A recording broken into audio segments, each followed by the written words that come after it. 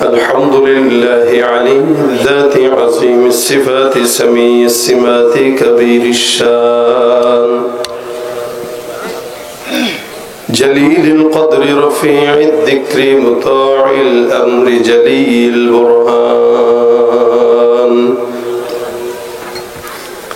ونشهد أن لا إله إلا الله وحده لا شريك له ونشهد أن سيدنا وسندنا وحبيبنا وحبيب ربنا وطبيبنا وطبيب قلوبنا ومولانا محمدا عبده ورسوله صلى الله عليه وعلى آله وأصحابه وبارك وسلم تسليما كثيرا كثيرا الذي أرسله الله تعالى بالحق بشيرا ونذيرا وداعيا إلى الله بإذنه وسراجا منيرا أما بعد فأعوذ بالله من الشيطان الرجيم بسم الله الرحمن الرحيم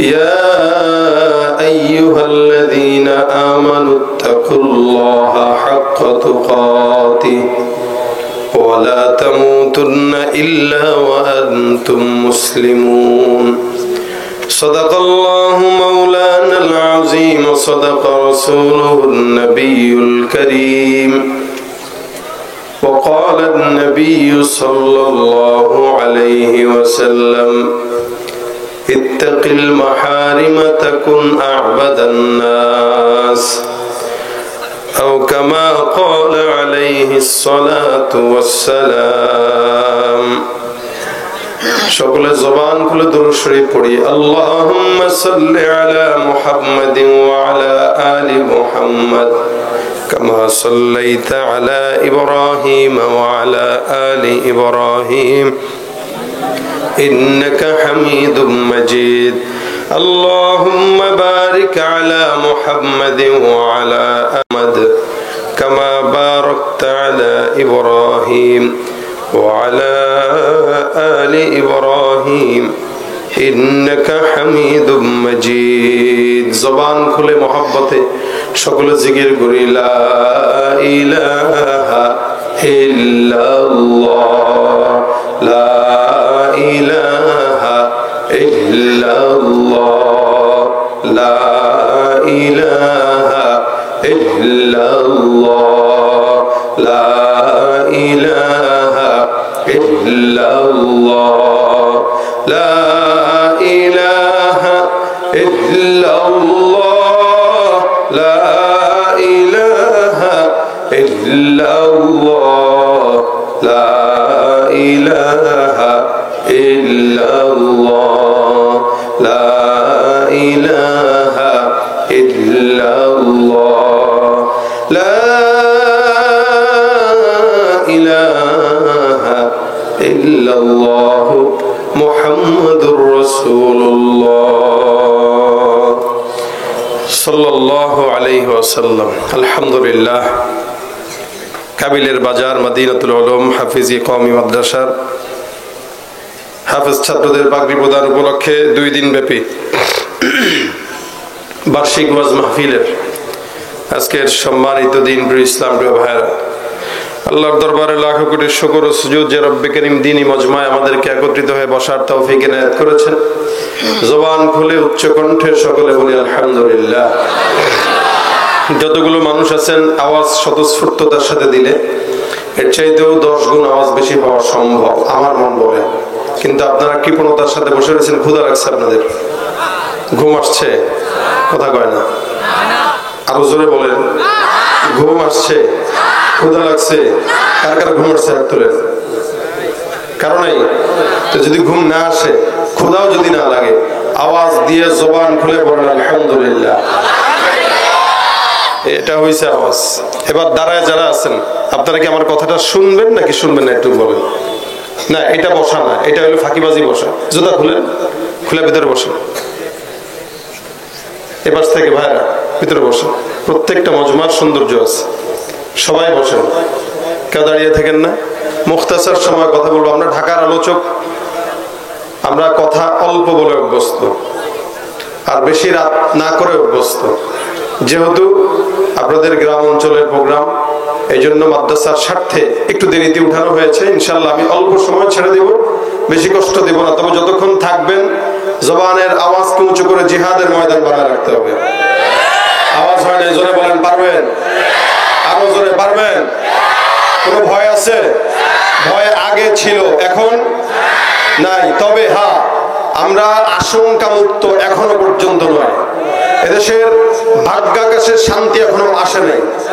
এদেশের ভাগ্যাকাশে যদি শান্তি আনতে চান, না এই দল না ওই দল, ইসলাম যতদিন না আসবে ততদিন শান্তি আশা করা যায় না। সুতরাং মুসলমান ভয় পাবে কাকে? পিছনে যারা আছে এটা বসতে হবে। সবাই ভিতরে বসবেন, নয়তো যাবেন। হয়তো যাবে নয়তো বসবে, দাঁড়ায় যেন কেউ না থাকে। যথেষ্ট পর্যাপ্ত জায়গা আছে, সবাই বসতে হবে। আপনারা স্বতঃস্ফূর্ত আওয়াজ দিলে ওয়াজও হবে, গজলও হবে। শুনতে চান? যদি শুনতে চান আওয়াজ দিয়ে লিল্লাহে তাকবীর, নারে তাকবীর। লড়াইয়ের ওই ময়দানেতে যেতে তোমাকে হবে, প্রয়োজনে সব রক্তটুকু জমিনেই ঢেলে দেবে। লড়াইয়ের ওই ময়দানেতে যেতে তোমাকে হবে, প্রয়োজনে সব রক্তটুকু জমিনেই ঢেলে দেবে। তবুও তোমায় লড়তেই হবে, মানিবে না পরাজয়।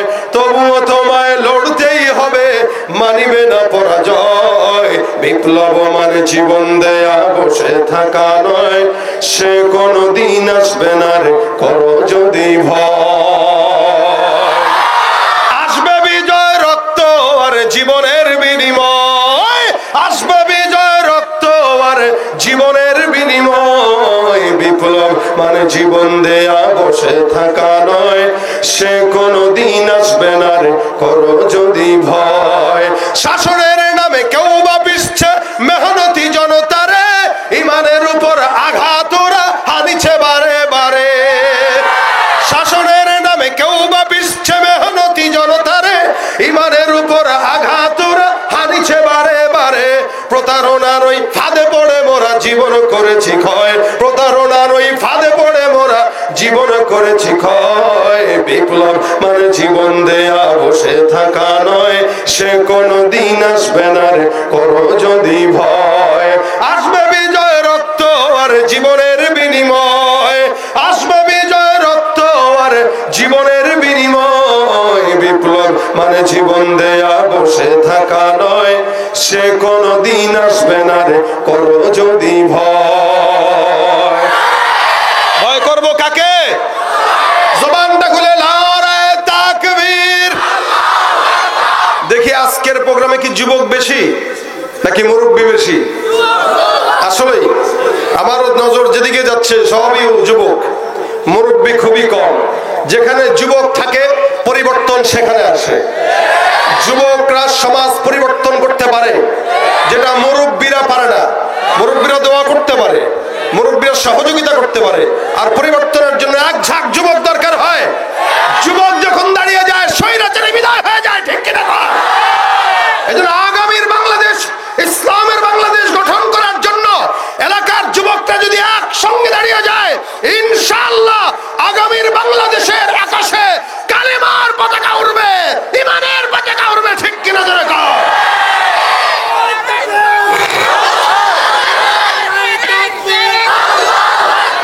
ইসলামের শত্রুরা,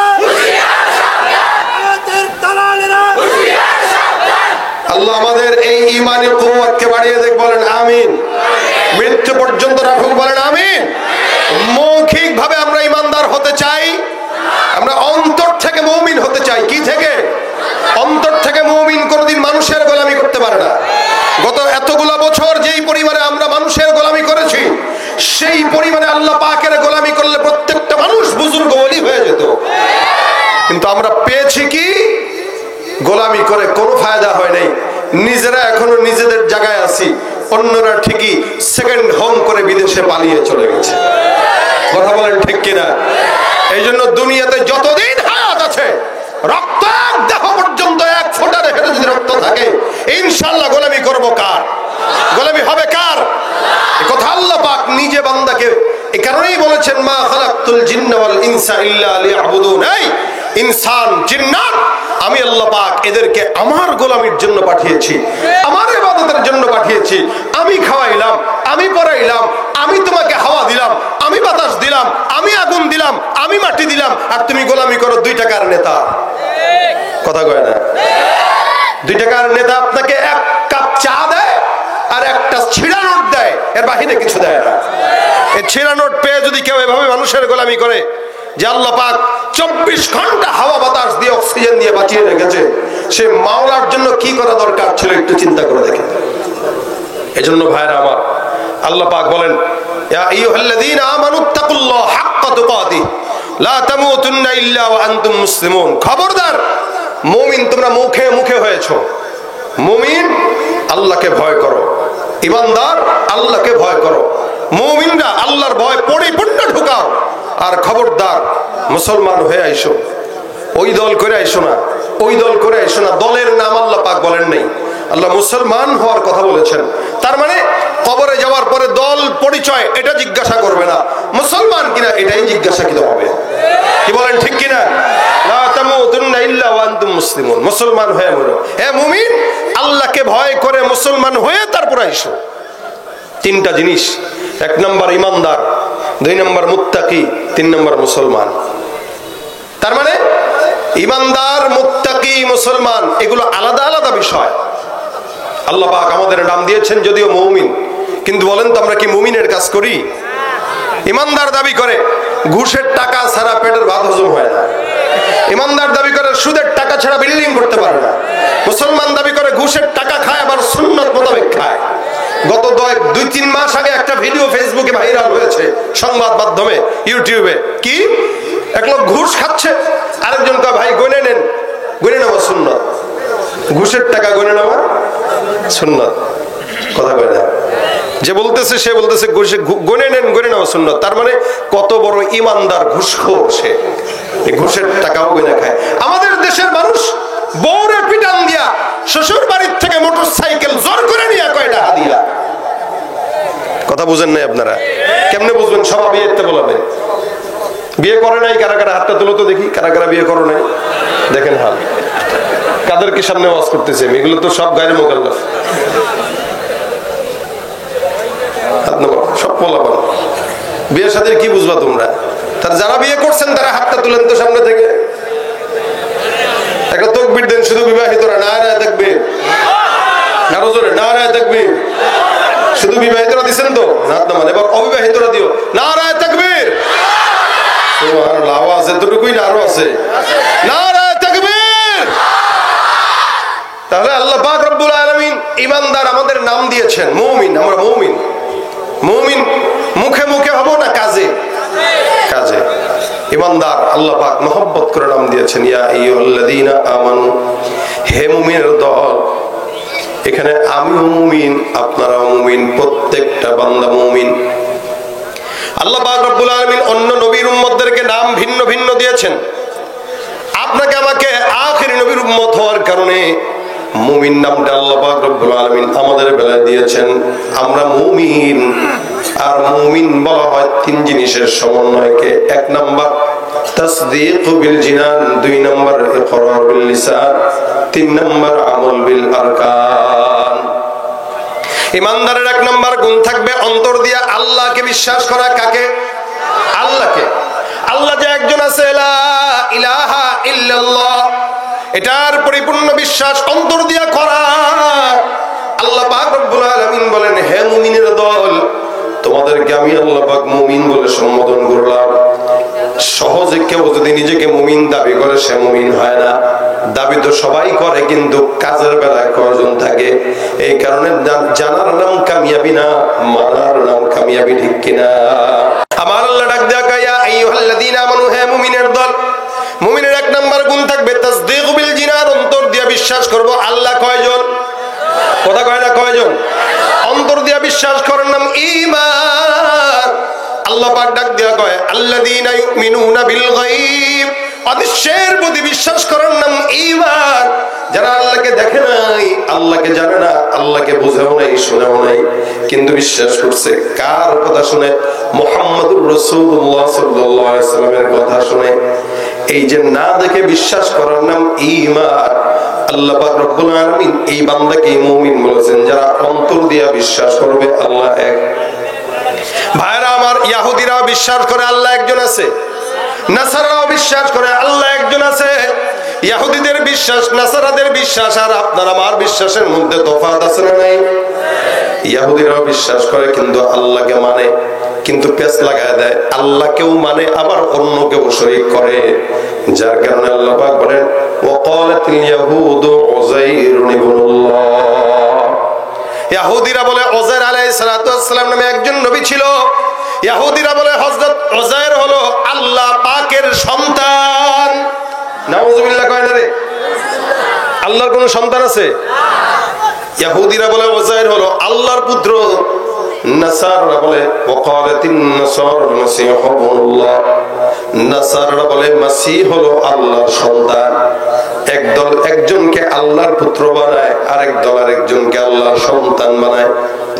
কিন্তু আমার আল্লাহ পাক রব্বুল আলামিন গোটা বান্দাদেরকে শিখায় দেয় কুল হুয়াল্লাহু আহাদ আল্লাহুস সামাদ লাম ইয়ালিদ ওয়া লাম ইউলাদ ওয়া লাম ইয়াকুল লাহু কুফুয়ান আহাদ। আমার আল্লাহ পাক রব্বুল আলামিন বান্দাকে জানায় দেয় গোটা জমিনের ভিতরে যত মুমিন আছে শুনো, আসমানের মালিক আল্লাহ একক, তিনি একজন, তিনি একক, কারো থেকে জন্ম নেয় নাই, কাউকে জন্ম দেয় নাই। এজন্য মুমিনরা তোমরাও আল্লাহকে মানো, ইহুদিরাও আল্লাহকে মানে, নাসারাও আল্লাহকে মানে। তবে তাদের মান্য করা আমাদের মান্য করার ভিতরে পার্থক্য আসমান আর জমিন। তারা আল্লাহকে মানে লেকিন আল্লাহর সঙ্গে শরীক করে নেয়, আর আমরা আল্লাহকে মানি দেহের মধ্যে এক ফোঁটা রক্ত থাকা অবস্থায় আল্লাহর সঙ্গে কাউকে শরীক করতে পারি না। এজন্য আমরা স্পষ্ট ভাষায় বলি লা ইলাহা ইল্লাল্লাহ মুহাম্মাদুর রাসূলুল্লাহ। আমার আল্লাহ পাক একজন আল্লাহ। আল্লাহ পাক এই কারণে বান্দাকে সবক দিয়ে শেখায় দেয় আল্লাহু লা ইলাহা ইল্লা হুয়াল হাইয়ুল কাইয়ুম, একজন একক চিরঞ্জীব। এই আল্লাহ পাক রব্বুল আলামিনের সঙ্গে অন্য কাউকে শরীক নাই। এইটাকে বলা হয় ঈমানদারের দৃঢ় বিশ্বাস। আল্লাহ পাক রব্বুল আলামিন যে ঈমানদারকে মুমিন বলেছেন, এই ঈমানদারের সর্বপ্রথম গুণ থাকবে তাসদীক বিল জিনান, অন্তর দিয়া বিশ্বাস করবে আল্লাহ এক। এরপরে 2 নাম্বার জবান দিয়া স্বীকার করবে লা ইলাহা ইল্লাল্লাহ। জবান দিয়া স্বীকার না করার কারণে কে যত বড় মুমিন দাবি করুক না কেন হতে পারে না। জবানের স্বীকারোক্তি বড়ই দামি। জবান দিয়ে স্বীকার করলে ইমানদার হওয়া যায়, জবান দিয়ে স্বীকার করলে মুশরিক হয়ে যায়। কেউ যদি বিয়ে করার পর বউরে আই লাভ ইউ কয়ে কয়ে বউ তোমার তালাক, কোন বউ আছে না গেছে? কেন আই লাভ ইউ কয়ে তো কইছে গেছে কেন? জবান দিয়ে বলে দিছে, বাস শেষ। আবার জবান দিয়া 2 জন সাক্ষী নিয়ে সুন্দর করে দিছে, কবুল হয়ে গেছে। জবান দিয়া কেউ কাউরে বকা একটা দিল তো কাম সেরে গেছে। আবার জবান দিয়া কেউ কাউরে ভালোবাসার কথা জানাইলো তো মহব্বত বেড়ে গেছে। জবানের স্বীকারোক্তির অনেক দাম। আমার পয়গম্বর আল্লাহর নবীর চাচা আবু তালেবকে যখন ডাক দেয়, আবু তালেব আমার পয়গম্বরকে অনেক মহব্বত করতেন। মওতের আগে সাকরাতুল মওতের সময় নবী আমার ডাক দেয় কয় চাচা, এই মৃত্যুর আগে জবান দিয়া একবার আমার কানের ভিতরে শুনায় দেন লা ইলাহা ইল্লাল্লাহ। আমি পয়গম্বর আপনার জন্য আল্লাহর দরবারে সুপারিশ করব। আল্লাহ পাক রব্বুল আলামিন আমি সুপারিশ করলে আল্লাহ আপনাকে আমার সঙ্গে আল্লাহর জান্নাত দান করে দিবেন। সারা জিন্দেগি আপনি আমাকে এত মহব্বত করলেন, সহযোগিতা করলেন, কিন্তু আপনি যদি জাহান্নামে যান এটা আমার জন্য বড় দুর্ভাগ্য ছাড়া আর অন্য কোনো কিছু হবে না। হে চাচা, আপনি আমাকে একবারের জন্য স্বীকার করে বলে দেন লা ইলাহা ইল্লাল্লাহ। আমাকে বলবেন, আমি কাউকে বলবো না, শুধু আমি জানবো আর আল্লাহ জানবে। আবু তালেব বলে মুহাম্মদ, তোমাকে আমি বিশ্বাস করি তুমি সত্য নবী, আল্লাহ যে সত্য একজন আছে বিশ্বাস করি, কিন্তু খবরদার জবানের স্বীকারোক্তির কথা বলবা না, কারণ কারণ জবান দিয়ে স্বীকারোক্তি যদি করি, একদিন না হয় একদিন আমার সমস্ত সন্তানরা জাতিরা জানবে আমি যে ঈমান নিয়েছি। এরা আমাকে গালি দিবে, এরা আমাকে খারাপ কথা বলবে। আমি চাই না শেষ বয়সে এসে আমার কলঙ্ক লাগা, আমার গায়ের মধ্যে কলঙ্ক চেপে বসুক। এতটুকু স্বীকারোক্তি না করার কারণে গোটা জিন্দেগি আবু তালেবের জাহান্নাম হয়ে গেছে। এ মুসলমান, এই কারণে ঈমানের 2 নম্বর গুণ জবানের স্বীকারোক্তি করা। এ ভাইরা আমার, ঈমানের 3 নম্বর গুণ হলো আমল বিল আরকান। আমাদের ভিতরে 2টা গুণ আছে। অন্তর দিয়ে বিশ্বাস করি আল্লাহ একজন আছে, জবান দিয়েও স্বীকার করি লা ইলাহা ইল্লাল্লাহ। কিন্তু মুশকিল হইল কোথায়? মুশকিল হইল অন্তর দিয়েও বিশ্বাস করি, জবান দিয়েও স্বীকার করি, কিন্তু আমলের বেলায় অধিকাংশ ঈমানদার একটাও আমল করে না, যার কারণে সব বেঈমান হয়ে মরে। ঠিক কিনা? আসলে আমরা ইসলাম পেয়েছি অনেক সস্তা, অনেক সস্তা ইসলাম। আমাদের ইসলামের জন্য কোনো কষ্ট হয় নাই। যেমন আমার বাবা মুসলমান ছিল, দাদা মুসলমান ছিল, যার কারণে আমরাও মুসলমান। জন্মসূত্রে আমরা ইসলাম পেয়েছি। যে কোনো জিনিস মানুষ যখন ফ্রি পায় ওটার মূল্যায়ন থাকে কম। যেমন আপনি একটা বাড়ি ঢাকা শহরে কিনলেন, ফ্ল্যাট কিনলেন, কত দিয়ে? 40 লাখ। আরেকটা গ্রামে বাড়ি করলেন নিজের হাত দিয়ে থেকে 10 লাখ। আপনার 40 লাখের ফ্ল্যাটের চেয়ে 10 লাখের মূল্য থাকবে বেশি, কারণ এটা মহব্বত করে, কষ্ট দিয়ে, চয়েস করে বানাইছে। দেখবেন কেউ পাঞ্জাবি কাপড় গজ কিনে 500 টাকা গজ দিয়া 4 গজ কিনলো 2000 টাকা, আবার সেলাই করতে যায় 1000 টাকা দিল, 3000 টাকা খরচ করলো, এই পাঞ্জাবির মূল্যায়ন থাকে। আর যে নাকি গুলিস্তান থেকে 250 টাকা দিয়ে একটা পাঞ্জাবি রেডিমেড কিনে, ওই পাঞ্জাবির মূল্যও থাকে না, ওটার ভিতরে মহব্বতও থাকে না কোনো মতে। ওইটা আরে চললো হারাইলে হারাইলে। এটা হলো রেডিমেডের একটা কুফল। আমরা ইসলাম রেডিমেড পেয়েছি, ইসলামের জন্য আমাদের কষ্ট করা লাগে নাই। বাবা পেয়েছে মুসলমান, আমিও মুসলমান, দাদা মুসলমান, আমিও মুসলমান। এই বাপ দাদার থেকে ইসলাম পাওয়ার কারণে আপনার আমার কাছে ইসলামের গুরুত্ব নাই। হ্যাঁ, যদি সাহাবা আজমাইনদের মতো জীবনের প্রত্যেকটা পদক্ষেপে ইসলামের জন্য রক্ত দেওয়া লাগতো, জীবন দেওয়া লাগতো, এই জীবনের প্রত্যেকটা পদক্ষেপে ইসলাম ছাড়া অন্য কোনো কিছু ফলো করতে পারতাম না। যেহেতু ফ্রি পেয়েছি, এই কারণে ইসলামের গুরুত্ব নেই। এই কারণে ভাইরা আমার, আমাদের দেশে আদমশুমারি হয় না, মানুষ গণনা। কি হয়? আদমশুমারি মানে কি?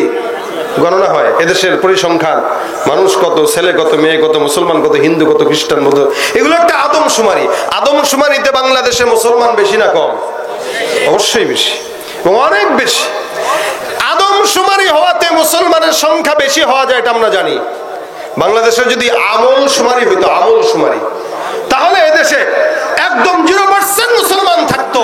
কারণ আমাদের দেশের ফজরের নামাজের দিকে তাকাইলে মনে হয় একটা মুসলমানও নাই, সব নাস্তিক। আর জুমার নামাজের দিকে তাকাইলে মনে হয় সব মুসলমান গোড়া। কেন? ফজরের নামাজে মুসল্লি 5 জন হয় না, জুমার নামাজে 5 তলা বিল্ডিং বেড়ে যায়। কথা বলে না? এই হলো মুসলমানের সংখ্যা। এরা মুখে মুখে দাবি করে, কিন্তু একটাও খাঁটি মুসলমান হতে পারে।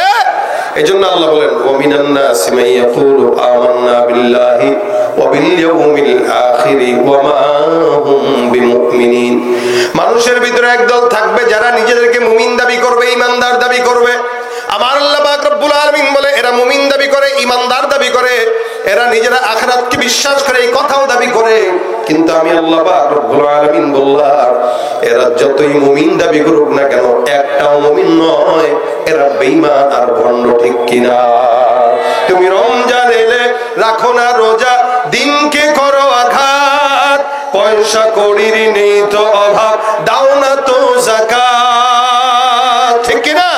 তুমি রমজান এলে রাখো না রোজা, দিনকে করো আঘাত, পয়সা কড়ির নেই তো অভাব, দাও না তো যাকাত। তুমি ঈমানদারির বড়াই করো, নেই তোমার ঈমান, তুমি ঈমানদারির বড়াই করো, নেই তোমার ঈমান। তুমি কেমন মুসলমান, তুমি কেমন মুসলমান? কথা কয় না?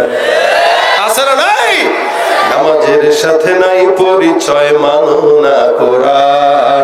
নামাজের সাথে নাই পরিচয়, মানো না কোরআন। তুমি কেমন মুসলমান, তুমি কেমন মুসলমান? ঈমানদার ভাইরা আমার, আল্লাহ পাক রব্বুল আলামিন আমাদের নাম দিয়েছেন ঈমানদার। আমল বিল আরকান, ঈমানের সর্বশেষ গুণ। ইমানদার যারা দাবি করবে, অন্তর দিয়ে বিশ্বাস করবে, জবান দিয়ে স্বীকার করবে, আর হুকুম আল্লাহ পাক যত বিধান দিয়েছেন এই সমস্ত বিষয়গুলো মান্য করবে, আর যেগুলো নিষেধ করেছেন ওগুলো থেকে নিজেকে হেফাজত রাখবে। আমল বিল আরকান, বাংলাদেশে জবানের স্বীকারোক্তি আছে, অন্তরের বিশ্বাস আছে, কিন্তু আমলের বেলায় লোক খুঁজে পাওয়া যায় না, ঠিক কিনা? হে ভাইরা আমার, এমনি এমনি কোন বান্দাকে ইমানদার বলা চলে না। ইমানদার যদি দেখতে চান বেলালের দিকে নজর দিন। এমন একজন সাহাবী বেলাল, যেই বেলালটা ইমানের কারণে নিজের জীবনটাকে বিসর্জন দিয়ে দিছে।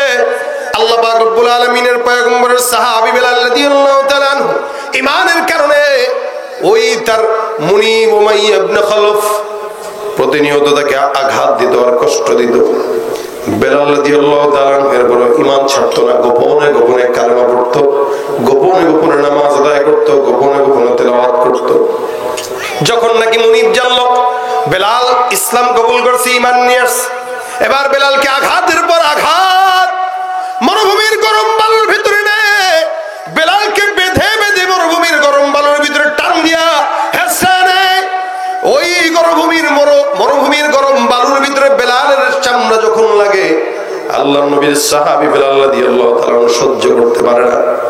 বারবার বেলাল একটা শব্দ আঘাত পাওয়ার পর বলে আহাদ আহাদ।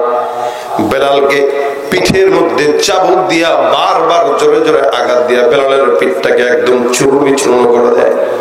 রক্ত শরীর দিয়া বের হয়, গা রক্ত ভরে যায়। এমন হয়েছে মাঝে মাঝে বেলাল যখন টান দিয়ে হেসরা নিয়েছে, মরুভূমির বালুর ভিতরে শোয়া দেয়, বেলালের বুকের উপরে পাথর চাপা দেয়।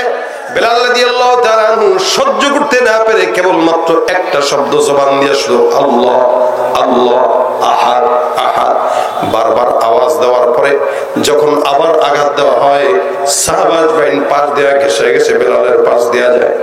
বেলাল রাদিয়াল্লাহু তাআলা আনহুকে ডাক দেয়া কয়, এরে বেলাল, বুঝতাম না বারবার তুমি আঘাত পাওয়ার পর, চাবুকের আঘাত পাওয়ার পর তুমি আহাদ আহাদ শব্দ কেন উচ্চারণ করো? জবান দিয়ে এই শব্দটা একটু খুলে দাও, ফেলে দাও, মনে মনে বলো, মনে মনে বলো, কারণ এখানে তোমার হায়াত মওতের প্রশ্ন। তুমি তার গোলাম, আমরা চাইলেই তো তোমাকে নিতে পারি না। আল্লাহর নামটা আস্তে বললেও শুনে, জোরে বললেও শুনে। বেলাল ডাক দিয়ে কয়, সাহাবা একরামের দল, আমি আমার মাওলার নামটা আস্তে বললেও আমার আল্লাহ শুনবে, কিন্তু আমি আমার মাওলার নামটা যত জোরে নেই, এদের এক একটা আওয়াজ, এক একটা বাড়ি, এক একটা চাবুকের ধ্বনি, চাবুকের বাড়ি আমার পিঠের ভিতরে যখন পড়ে, আর আমি বেলাল যখন আহাদ আহাদ শব্দ আমার জবান দিয়ে উচ্চারণ করি, আল্লাহর কসম আমি এক একটা চাবুকের বাড়ি, সমস্ত কষ্ট আল্লাহর নাম নেওয়ার সঙ্গে সঙ্গে আমি বেলাল ভুলে যাই। হযরত বেলাল রাদিয়াল্লাহু তাআলা আনহু আল্লাহ পাক রব্বুল আলামিনের আহাদ নামটা উচ্চারণ করে জবান দিয়া। এরপরও ইমানদাররা মনে রাখবেন, টাকা দিয়া বাজার থেকে গরু ছাগল কিনা যায়, টাকা দিয়া পণ্য কিনা যায়, টাকা দিয়া মাছ মাংস কিনা যায়, লেকিন টাকা দিয়া মুসলমানের ঈমান কোনোদিন খরিদ করা যায় না। কারণ আমার আল্লাহ পাক রব্বুল আলামিন বলেন, ইন্নাল্লাহা আশতারা মিনাল মুমিনিনা আনফুসাহুম ওয়া আমওয়ালাহুম বিআন্না লাহুমুল জান্নাহ। আল্লাহ পাক রব্বুল আলামিন আপনাকে আমাকে জান্নাত দিয়ে দিবেন, আমাদের থেকে মাল আর জানটা খরিদ করে নিয়েছেন। যেই জিনিসটা একবার বিক্রি করা হয় ওটা দ্বিতীয়বার বিক্রি করা জায়েজ নাই। আমরা আমাদের জান আর মাল আল্লাহর কাছে দিয়ে দিছি, বিনিময়ে আল্লাহর জান্নাত খরিদ করে নিয়েছি, ঠিক কিনা? তাহলে একটা হায়াত কয়জনের কাছে দিবেন বলেন? আপনি রাজনীতির জন্য লড়াই করে মৃত্যুবরণ করাকে সৌভাগ্যের মনে করেন?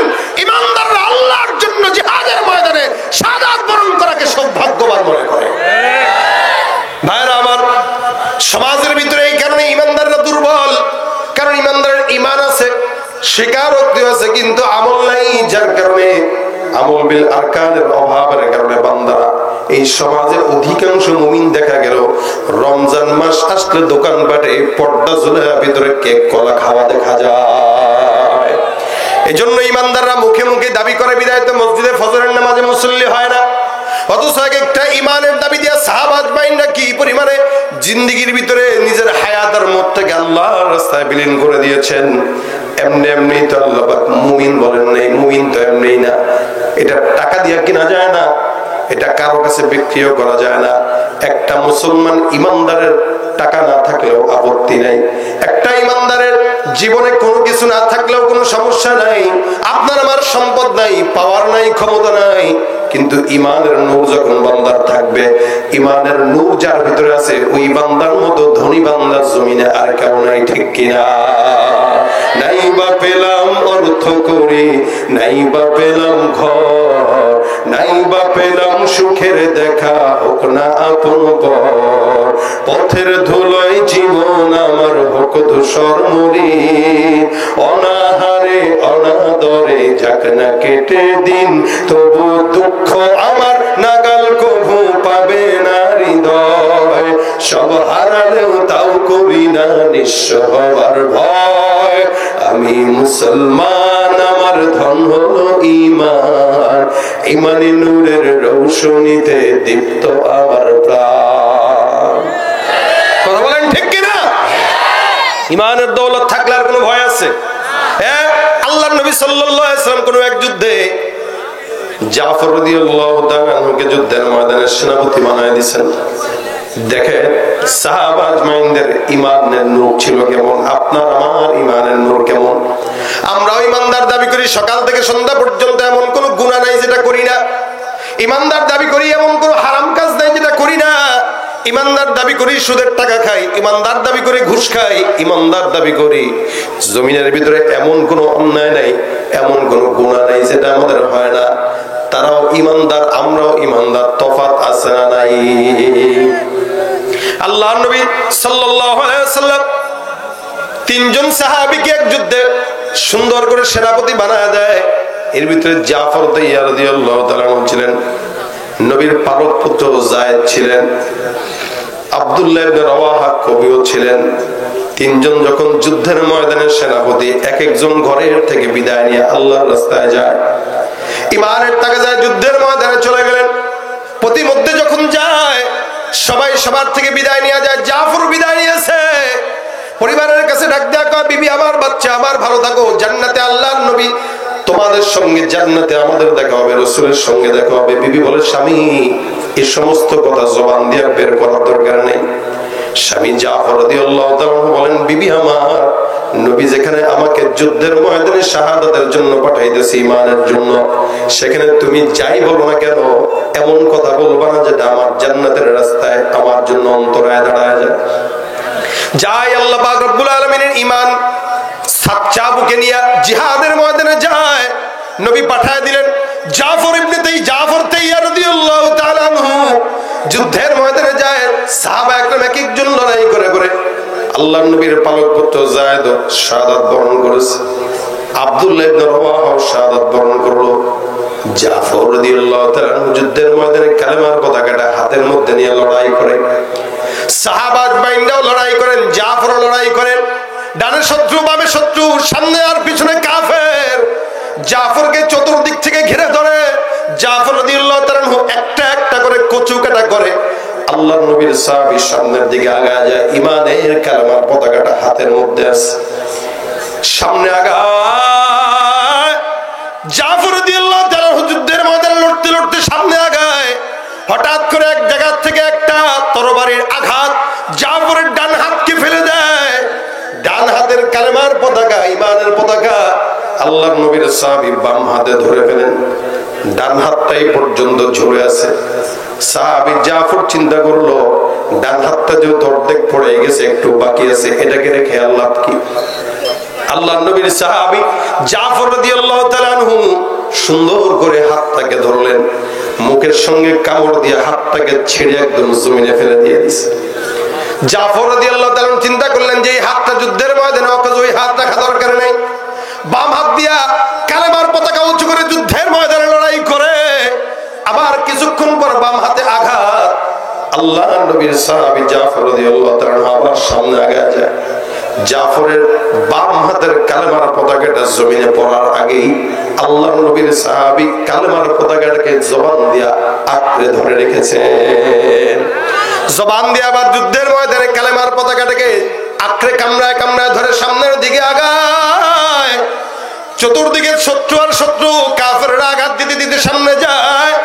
জাফর রাদিয়াল্লাহু তাআলা আনহু যুদ্ধের ময়দানে শাহাদাত বরণ করে অবশেষে চতুর্দিক থেকে কাফের বেঈমানদের তরবারির আঘাতে জাফর রাদিয়াল্লাহু তাআলা আনহুকে ক্ষতবিক্ষত করে জমিনে ফেলে দেয়। জাফর রাদিয়াল্লাহু তাআলা আনহু এরপরও কালেমার ঈমানের পতাকাটাকে জবান থেকে ফেলান নাই, এটাকে উঁচু করে ধরে রাখছে। মৃত্যুর আগে সাহাবায়ে কেরামদের উদ্দেশ্যে বলে, সাহাবারা, আমি জাফর আল্লাহর কালেমার ঈমানের পতাকাটাকে জমিনে পড়তে দেই রে, খবরদার ঈমানের পতাকা জমিনে পড়তে দিও না, এটাকে উজ্জ্বল করে রেখে দিও। জাফর রাদিয়াল্লাহু তাআলা আনহু শাহাদাত বরণ করলেন।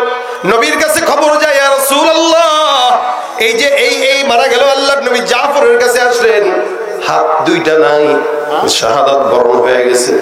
নবী আমার ডাক দিয়ে কয়, এ সাহাবায়ে কেরামের দল, আমি আমার জাফরকে দেখতেছি ইয়াতিরু বিজানাহিহি হাইসু শা।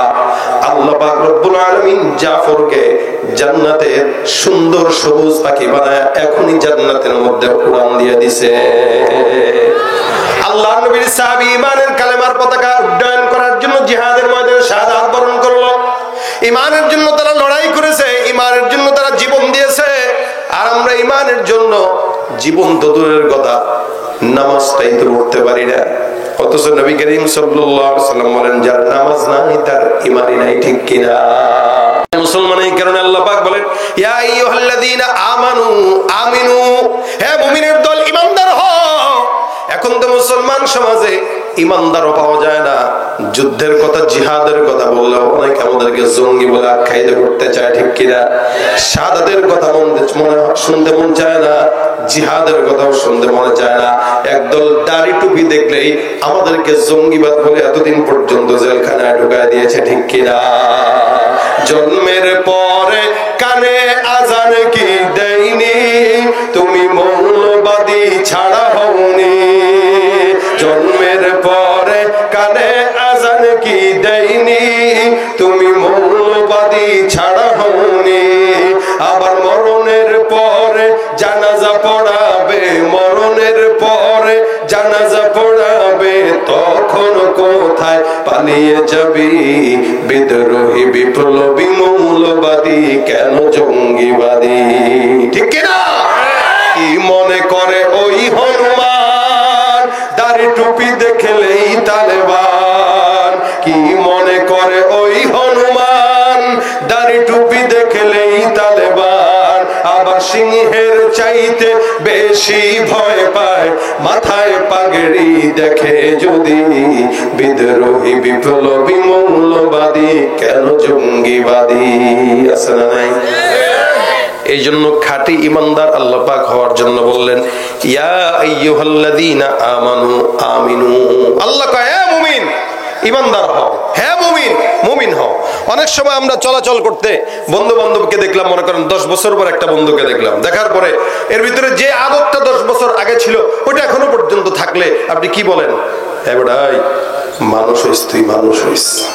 কি কয়, বলেন কিনা? কেরে তুই এখনো অমানুষই হয়ে গেলি, মানুষ হইস? কেন বেটা, আমি তো মানুষই আছি। না, তুই মানুষ নাই, তুই অমানুষ। 10 বছর আগে তোর এই অবস্থায় দেখছি, এখন তোর এই হালত, কবে মানুষ হবি? তার মানে একটা মানুষকে সে মানুষ হবার জন্য বলতেছে।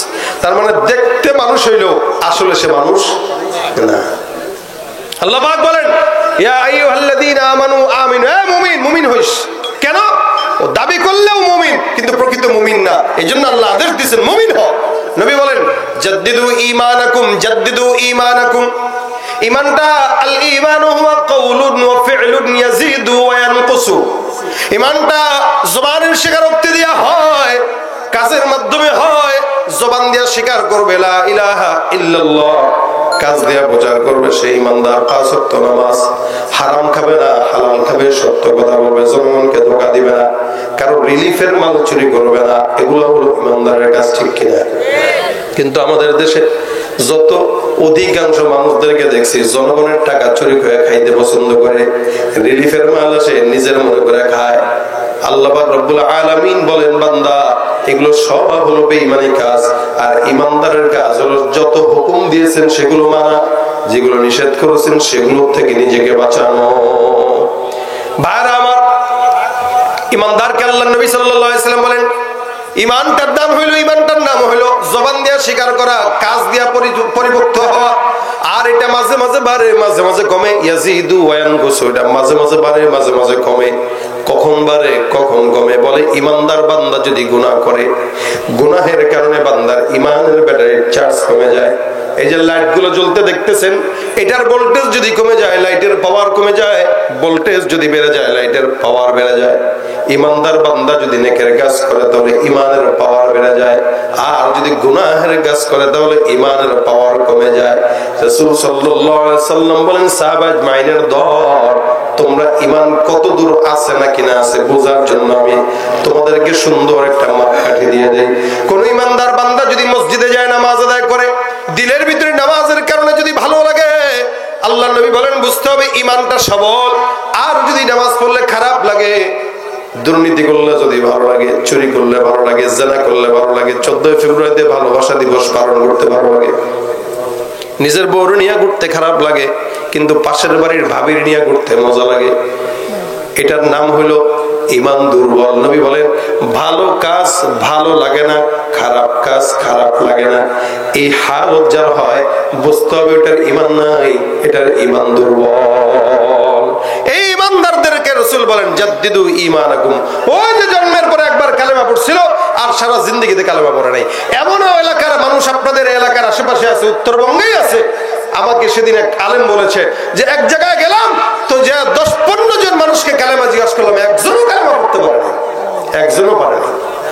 এরকমও লোক আপনাদের উত্তরবঙ্গে আছে, কালেমা জানে না, নামাজ রোজা জানে না, ইমান কি জিনিস জানে না। রাসূল বলেন জাদ্দিদু ঈমানাকুম, তোমরা তোমাদের ইমানকে নবায়ন করো। ইমান নবায়নের জন্য মুফাসসিরিন ইকরাম বলেন, কেউ যদি দৈনিক 5 বার আযানের পর জবাব দেয়, প্রতিদিন 5 ওয়াক্ত নামাজের আযান আপনাকে আমাকে দিয়ে আল্লাহ পাক রব্বুল আলামিন মসজিদে ডাকে। মুফাসসিরিন ইকরাম বলেন, কেউ যদি দৈনিক 5 বার আযানের জবাব দেয়, আল্লাহ পাক ওই বান্দার ঈমানটাকে 5 বার নবায়ন করে দিবে। সুবহানাল্লাহ। 5 বার আযানের জবাব কেমনে? যখন যেই শব্দ বলবে তখন সেই শব্দ পড়া।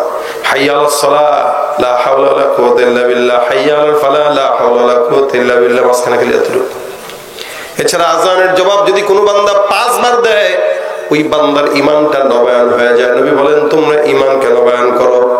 আমার আল্লাহ পাক বলেন, ইয়া আইয়ুহাল্লাযীনা আমানু আমিনু, হে মুমিন ঈমানদার হও। এইজন্য আল্লাহ পাক বলেন, ইয়া আইয়ুহাল্লাযীনা আমানু তাকুল্লাহ, ঈমানদাররা আল্লাহকে ভয় করবা।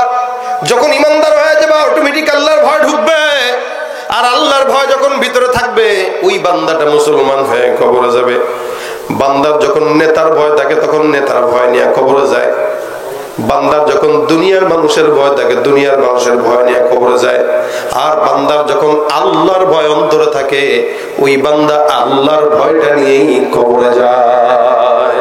মুসলমান হয়ে কবরে আইসো, মুত্তাকি হয়ে গেলে অটোমেটিক ইসলাম মরণের সময় নসিব হয়ে যাবে, কালেমা নসিব হয়ে যাবে। এই জন্য ইমানদারদের বুজুর্গ হওয়ার আলামত একটা আছে, ইমানদার খাঁটি মুমিন আর মুত্তাকি হওয়ার। আপনারা মনে করতে পারেন যে যত বেশি তাহাজ্জুদ পড়ে সে মনে হয় তত বড় বুজুর্গ, না। তাহাজ্জুদের গল্প আমরা এই 16-17 বছর শুনছি, 80 রাকাত তাহাজ্জুদের গল্প, 70-80 রাকাত। এই পোলাপান নিয়ে বসছি, ওয়াজ না বুঝে না কিছু জানে না। কেউ যদি খালি বলে যে আমি 70-80 রাকাত তাহাজ্জুদ পড়ছি, এটার নাম বুজুর্গ না। কেউ যদি খালি বলে আমি প্রতিদিন দান করি, এটার নাম বুজুর্গি না। কেউ যদি বলে আমি মাদ্রাসা মসজিদের সভাপতি, এটার নাম বুজুর্গি না। অথবা হাত নরম থাকলে এটার নাম বুজুর্গি না। বুজুর্গি হইল গুনাহ মুক্ত হায়াতের নাম। বুজুর্গি কিসের নাম? কথা কয় না, ফুলা পাইন সব বুঝো নি, কিছু বুঝো তোমরা? এই যে বাচ্চারা পড়ছে, কিছু বুঝতেছো কথা? মুরব্বীরা খেয়াল করে শুনেন, বুজুর্গির নাম হইলো নামাজ না, বুজুর্গির নাম হইলো জিকির না, বুজুর্গির নাম তেলাওয়াত না, এগুলো হইলো অপশন। যে যত বড় বুজুর্গ তার তত বেশি আউট এরকম ইবাদত থাকে, কিন্তু সবচেয়ে বড় বুজুর্গ সে যে নিজেকে গুনাহ থেকে বাঁচায়। এই কারণে নবী বলেন ইত্তাকিল মাহারিমা তাকুন আ'বাদান নাস। বান্দা যত বেশি হারাম থেকে বাঁচবা, গুনাহ আছে গুনাহ থেকে বাঁচো। একটা বান্দা যখন রাস্তা দিয়ে হাঁটে, কাঁটা যদি থাকে, এই বান্দা কাঁটার থেকে নিজেকে হেফাজত করার জন্য রাস্তা দিয়ে যায়। যেখানে কাঁটা সেখানে পাড়া দেয় না, যেখানে কাটা নাই সেখানে বাড়া দেয়। মুসলমান একটা ইমানদার বান্দা দুনিয়াতে চলার সময় তার গুনাহের অসংখ্য কাটা থাকে, ডানে থাকে, বামে থাকে, সামনে পিছনে থাকে।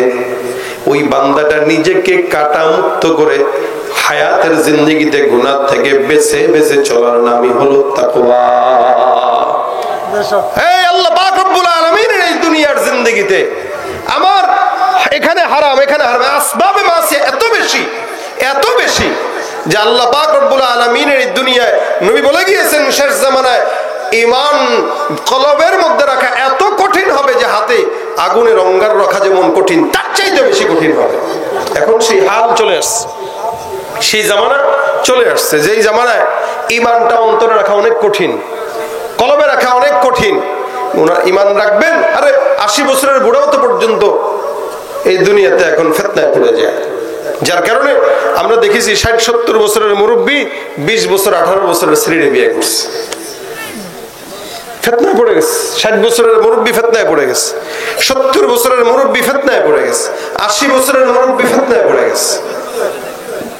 এই জন্য ভাইরা আমার, ফিতনার জামানায়, সেই জামানা রাসূল যেই জামানার কথা বলছেন, যা ওই সময় যে ব্যক্তি জঙ্গলে ছাগল চড়াইতে চলে যাবে সে নিরাপদ, সে নিরাপদ। এই জামানায় এখন সকালবেলা মুমিন তো বিকেল বেলা কাফের, বিকেল বেলা মুমিন তো সকাল বেলা কাফের, হালত এই। এই জন্য এই সময়টা যত নিজেকে আড়ালে রাখা যায় আর গোপনে গোপনে চলা যায় আর গুনাহ থেকে বাঁচা যায় ততই কামিয়াব। খালি তাহাজ্জুদ পড়লাম আর মানুষকে দেখাইলাম যে আমি তাহাজ্জুদ গুজারি, প্রতি বছর হজ করলাম আর বললাম ভাই আমি হাজি, হজ করি। থানভীর রহমতুল্লাহর কাছে এক লোক এসে কয়, এই হুজুরকে আমার 3য় নাম্বার হজের যে জায়নামাজ আর খেজুর আছে ওগুলো একটু হাদিয়া দাও। থানভীর রহমতুল্লাহ কয়, আপনার হজ কবুল হয় নাই, যান আবার করেন। হুজুর কি বলেন? আমি আপনার কাছে শুনতে চাইছি আপনি 3 নাম্বার হজ করছেন, যে 3য় নাম্বার হজের এটা দাও হাদিয়া। হুজুরে কিসের হজ করছিস? এই জন্য ইবাদত কম করেন, ইবাদত অল্প হোক। কিভাবে হবে? আল্লাহ পাক রব্বুল আলামিনের হাবিব বলেন, আনতা আবুদাল্লাহা কাআন্নাকা তারা ফাইন লাম তাকুন তারাহু ফাইন্নাহু ইয়ারাক। বেশি নামাজ দরকার নাই, তাহাজ্জুদ দরকার নাই, 70 রাকাত দরকার নাই, 80 রাকাত দরকার নাই, 100 রাকাত দরকার নাই, পড়বেন 2 রাকাত। কার জন্য? আল্লাহর জন্য। দান করলেন 1 লক্ষ, হুজুর আমি দিছি 1 লক্ষ, নামটা একটু ঘোষণা করেন না। নাম ঘোষণা না করলে ওর গায়ে ফায়ার হয়ে যায়। 1 লক্ষ টাকা দিলাম, নাম ঘোষণা করলো না। আরেকজন দিছে 500 টাকা, হুজুর এই গোপনে দিলাম, এটা একটু গোপন রাখেন, কারো বলেন না। আল্লাহর কাছে 1 লক্ষের দাম নাই, 500 দাম আছে, এটা গোপনের দাম। এই জন্য ভাইরা আমার, বেশি বেশি দান করা ইবাদত গুজার হওয়ার আলামত না, বেশি বেশি নামাজ পড়া ইমানদার হওয়ার আলামত না। অল্প করেন কিন্তু আল্লাহকে ভয় করে করেন, হারাম থেকে বাঁচেন। যে ব্যক্তি যত বেশি গুনাহ থেকে নিজেকে বাঁচায় ওই বান্দা তত বেশি ঈমানদার। যে বান্দা যত বেশি হারাম থেকে বাঁচে ওই বান্দা তত বেশি বুজুর্গ। আল্লাহ নবী বলেন, মানুষের ভিতরে আল্লাহর কাছে যদি পছন্দের হতে চাও তাহলে গুনাহ থেকে নিজেও বাঁচো, অন্যকেও বাঁচাও। আল্লাহ বলে, ঈমানদারেরা, কু আনফুসাকুম ওয়া আহলিকুম নারা। ঈমানদার, তোমরা তোমাদের নিজেদেরকে বাঁচাও আর নিজের পরিবারকেও বাঁচাও। আগে নিজে বাঁচো, নিজে। চাচা আপনা জান বাঁচা, নিজে বাঁচলাম না, অন্যকে বাঁচায় লাভ কি?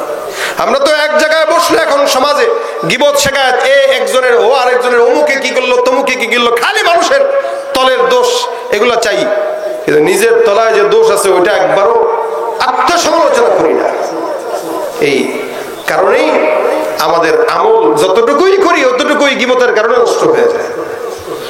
এই জন্য ভাইরা আমার, ইমানদার যেহেতু আমরা সবাই আছি এখানে, ইমানটাকে একটু দিলে ঢুকায় রাখা দরকার, ধরে রাখা দরকার, মুমিন হওয়া দরকার, খাঁটি মুমিন। মুমিন আপনি যে হবেন এটা বুঝবেন কিভাবে? আপনার নেক কাজের কাজ, নেক কাজ করলে আপনার দিলে শান্তি লাগবে, খারাপ কাজ করলে অশান্তি লাগবে। এটা হারাম কাজ করবেন, দিলে অশান্তি লাগবে, আহার কি করলাম কি করলাম। আর নেক কাজ করবেন, দিলে প্রশান্তি লাগবে, আলহামদুলিল্লাহ একটা ভালো কাজ করছে। এবং রাসূল বলেন, নেক কাজের উসিলায় কেউ যদি আল্লাহর কাছে চায়ও, আল্লাহ তার বিপদ থেকে তারা হেফাজত করে। কোনদিন নেক কাজ করলে এটাকে আল্লাহর কাছে ওসিলা দিয়ে চাবেন যে আল্লাহ ওই নেক কাজের উসিলায় আমারে মাফ করো, আল্লাহ মাফ করে দিবে। গুনাহ থেকে বাঁচার। এই যে সামনে রমজান আসতেছে, মুত্তাকি হওয়ার মাস। রমজানে নিয়ত করবেন একটা গুনাহ করব না ইনশাআল্লাহ, ইনশাআল্লাহ একটা গুনাহ করব না। মুত্তাকি হওয়ার জন্য সবচেয়ে বড় আমল গুনাহমুক্ত হায়াত। ইবাদত বেশি দরকার নাই, গুনাহমুক্ত হায়াত দরকার। রমজানে বেশি বেশি ইবাদত বন্দেগীতে কাটাবেন, যাতে করে একটা গুনাহ না হয়, বিশেষ করে মোবাইলের গুনাহ। রোজা রাখা অবস্থায় মোবাইলের গুনাহ প্রত্যেকটা মানুষের হয়, যার কারণে খালি পেটে থাকা আর না থাকা সমান হয়ে যায়। এই কারণে রোজার হালতে আমরা আমাদের ঈমানকে ঠিক রাখবো। বেশি বেশি আমাদের আকাবির আসলাফরা রমজানে জনসম্মুখ থেকে নিজেকে আড়াল করে রাখতো। এনারা ঘরে ঘরে সময় কাটাইতো, শুধু নামাজের সময় বাইরে যেতেন, এর বাইরে যেতেন না। কেন? বলে রমজানে যত বেশি একা থাকা যায় তত বেশি সওয়াব, তত বেশি ঈমানের সঙ্গে থাকা যাবে। আর যত বেশি গ্যাদারিং তত বেশি গুনাহ। এই জন্য মুত্তাকি হবার মাস হলো রমজান। ঈমানদার তো আমরা আছি, তো মুত্তাকি হইতে পারি নাই। এই মুত্তাকি হবার জন্য রমজানটাকে বেছে নেন। তাহলে রমজানে মুত্তাকি হইলে আল্লাহ পাক আজীবনের জন্য আমাদেরকে জান্নাতের মেহমান বানাবেন, যদি এটাকে ধরে রাখতে পারি। ঈমান কারো কাছে বিক্রি করবেন না। আর ঈমানটাকে নবায়ন করার জন্য যখন সময় হয়, লা ইলাহা ইল্লাল্লাহ মুহাম্মাদুর রাসূলুল্লাহ, একটু কালেমা পড়ে নেবেন, ঈমান নতুন করে নবায়ন হয়ে যাবে। আমরা তো ঈমানদার আছি, কিন্তু আমাদের কার্যক্রমে আমরা ঈমানদার থেকে বের হয়ে যাই। বান্দা যখন গুনাহ করে তো তখন আল্লাহ পাক তার কলব থেকে ঈমানটাকে উঠায় নেয়, আবার যখন গুনাহ শেষ হয় তখন আবার ওইটা ভিতরে ঢুকায় দেয়। এজন্য গুনাহ করার আগে চিন্তা করবেন 14 বার, যে আল্লাহ এই কাজটা কি তুমি পছন্দ করবা নাকি পছন্দ করবা না, এটা আমার জানা দরকার। এজন্য আজকে থেকে নিয়ত করেন, মুত্তাকি হয়ে মুসলমান হয়ে কবরে যাওয়ার জন্য খাঁটি ঈমানদার হওয়া শর্ত। আর খাঁটি ঈমানদার অবশ্যই মুত্তাকি হয়, এবং মুত্তাকি বান্দার জন্য আল্লাহ পাকের তরফ থেকে জান্নাতের সুসংবাদ আছে। আমরা মুত্তাকি হইতে রাজি আছি ইনশাআল্লাহ, ঈমানদার হইতে রাজি আছি ইনশাআল্লাহ। কারা কারা রাজি আছি হাত তুলে দেখাই, নারায়ে তাকবীর। আল্লাহ কবুল করুন, বলেন আমিন। এটা ঈমানদার হওয়ার একটা মজমা। ঈমানদার বানানোর মার্কাজ হলো মাদ্রাসা, ঈমানদার বানানোর মার্কাজ হলো দ্বীনি প্রতিষ্ঠান। এখান থেকে ঈমানদাররা তৈরি হয়, আর এলাকায় ছড়িয়ে ছড়িয়ে মানুষের কাছে ঈমানের কালেমা পৌঁছায় দেয়। এই জন্য এই বাগানগুলোকে সুন্দর রাখা দায়িত্ব আপনাদের। আল্লাহ পাক এই বাগানকে হেফাজত করুক, যাতে করে বাগানের প্রত্যেকটা ফুল পুষ্পটিত হয়ে সারা বাংলাদেশে ছড়িয়ে ঈমানের কালেমার পতাকা উড়ায় দিতে পারে। জোরে বলেন আমিন। আমরা ঈমানদার হতে চাই, মুত্তাকি হতে চাই। আল্লাহ পাক আমাদেরকে মুত্তাকি বানাক। এই জন্য ঈমানকে নবায়নের জন্য জবানে একটা জিকির সব সময় উঠানো, লা ইলাহা ইল্লাল্লাহ, লা ইলাহা ইল্লাল্লাহ। এই কালেমার জিকির যদি জবানে উঠায় নেন, নবী করিম সাল্লাল্লাহু আলাইহি ওয়াসাল্লাম বলেছেন এটা সবচেয়ে বড় জিকির, আফজালুদ যিকরি লা ইলাহা ইল্লাল্লাহ। আফজালুদ যিকর এটা। এই জিকির জবানে উঠাবেন তো ঈমানদার হয়ে যাবেন, জবানে উঠাবেন তো মুমিন হয়ে যাবেন, জবানে উঠাবেন তো ঈমান নবায়ন হয়ে যাবে। কাজ করতেছি খেতে খামারে, চাষাবাদ করতেছি তো লা ইলাহা ইল্লাল্লাহ, দোকানে বসে আছি তো লা ইলাহা ইল্লাল্লাহ, হাট বাজারে যাচ্ছি তো লা ইলাহা ইল্লাল্লাহ, গাড়িতে বসে আছি তো লা ইলাহা ইল্লাল্লাহ। যখন সময় হয় হাতের কাজ, পায়ের কাজ, এগুলো তো থাকবেই। জবানের কাজ থাকে খালি গীবত করা, ফাহেসা গল্প করা। এই ফাহেসা গল্প আর গীবত শেখায় জবান থেকে বাদ দিয়া যখন সুযোগ হয় তখন যদি একটু লা ইলাহা ইল্লাল্লাহর জিকির করেন, আল্লাহর কাছে আপনি দামি হবেন, আসমানের ফেরেশতার কাছেও দামি হবেন। বিশ্বাস হয়? কথা কয় না। আল্লাহ পাক আমাদের সকলকে মানার তৌফিক দান করুন। 2 দিন ব্যাপী এই প্রোগ্রাম, আজকে প্রথম দিন। এই প্রথম দিনে আপনাদের সামনে আমি এই ভাঙা 2-4টা কথা বললাম। আবার আগামীকাল হবে ইনশাআল্লাহ। আগামীকাল স্বতঃস্ফূর্ততার সঙ্গে আবার শুনবেন, কথা শুনবেন, শুনে তারপরে যাবেন। এই মানবেন কি, এখান থেকে যেটাই শুনবো সেটাই মানার চেষ্টা করবো ইনশাআল্লাহ। যদি মানতে পারেন তাহলে কামিয়াবি আছে না নাই? মানার ভিতরে কামিয়াবি, জানার ভিতরে না। আল্লাহ পাক মানার তৌফিক দান করুন, বলেন আমিন। আল্লাহ পাক ঈমানদার হিসেবে কবুল করুন, বলেন আমিন। এখান থেকে একজন বান্দা যদি ঈমানদার হয়ে যায় ইনশাআল্লাহ কামিয়াব আছে না নাই? আল্লাহ ঈমানদার বানায় দেখ, বলেন আমিন। আল্লাহ মুত্তাকি বানায়। তুমি সাচ্চা মুসলমান, ঈমান তোমার ধর, নবীর প্রেমে জাগ্রত তুমি নির্ভীক। আওয়াজ হয় নাই? সাচ্চা মুসলমান, ঈমান তোমার ধর, নির্ভীক পালোয়ান। একটা গায়ে গলা ভেঙে গেছে, আর আমার এখন আরেকটা। হ্যাঁ, পাবলিক সেই 6-7 মাস ধরে চলতেছে, আপনাদের কাছে মনে হয় একটা এই পাশ দিয়ে গাইতেছে গলা শেষ। আমার সঙ্গে জোরে না গাইলে আমি আর গাবো না, জোরে গাইলে গাবো, নাহলে গাবো না। চা মুসলমান ইমান নবীর প্রেমে জাগ্রত তুমি নির্ভীক পালোয়ান, নিষ্ঠ উদার দয়ার আধার রহমাতুল লিল আলামিন। তার অপমান করছে যারা দুষ্ট ইতর অশালীন, তার পরশের ছোঁয়া পেল ইউরোপ থেকে সুদূর চীন। তার শানে কেউ বললে কথা মানবে না তাই জমিন।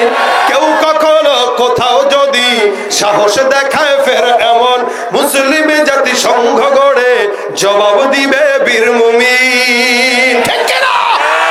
ঘেরাও করো ওদের গদি, ভুলের ক্ষমা না চায় যদি। জোরে হাকো আজান, জোরে হাকো আজান, তুমি সাচ্চা মুসলমান। নবীর প্রেমে জাগ্রত তুমি নির্ভীক পালোয়ান, তুমি সাচ্চা মুসলমান। নবীর প্রেমে জাগ্রত তুমি নির্ভীক পালোয়ান। সেতে নাস্তিকদের ঠাঁই নাই, নাস্তিকদের পক্ষে যারা তাদের কোনো রক্ষা নাই।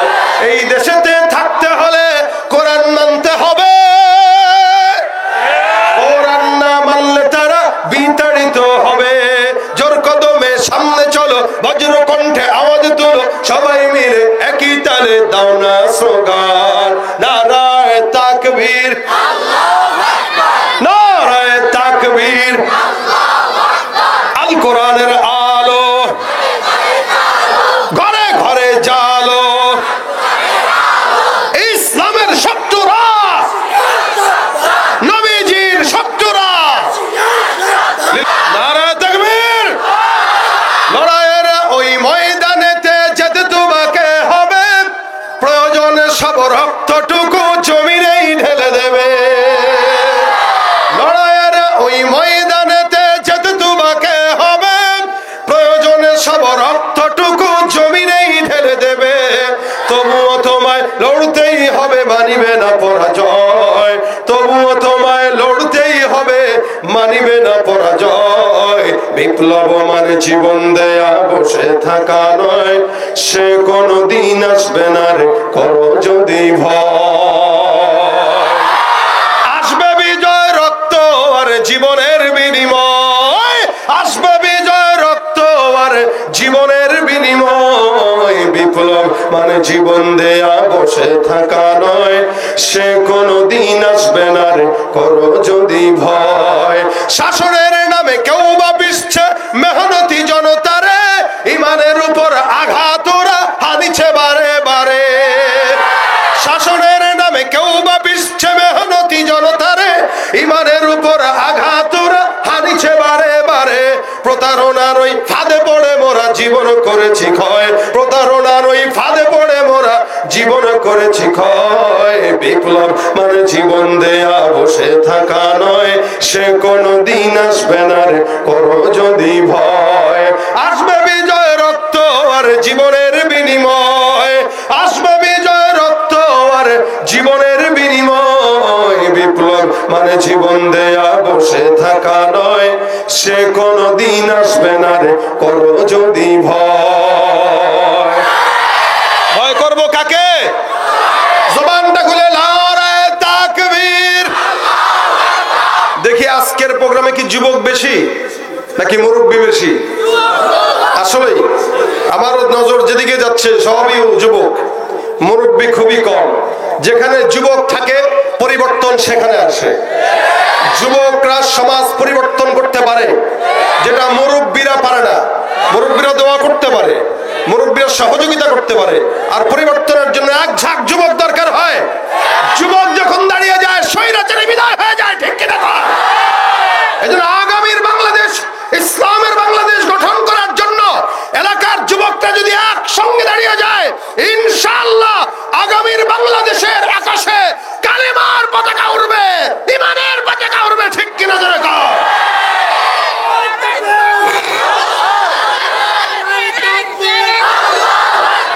ইসলামের শত্রুরা